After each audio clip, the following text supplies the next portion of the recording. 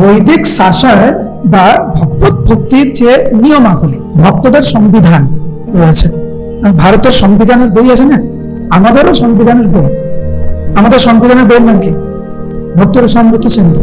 সংবিধান মানে কি করণীয়, কি করণীয় না, আর কি করলে কি হবে, সেটা বর্ণনা করা হয়েছে ভক্তের সম্মত সিন্ধু। আপনারা কেউ জানেন ভক্তের সম্মত সিন্ধু গ্রন্থ কে লিখেছে? রূপ গোস্বামী।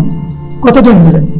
17 থেকে 18 বছর ধরে একটি গ্রন্থ, 17 থেকে 18 বছর রূপ গোস্বামী পাদের মতো ভগবানের শুদ্ধ প্রতিনিধি, তিনি গোলক বৃন্দাবন থেকে এই জগতে আবির্ভূত হয়েছেন আমাদেরকে সংবিধান দেওয়ার জন্য।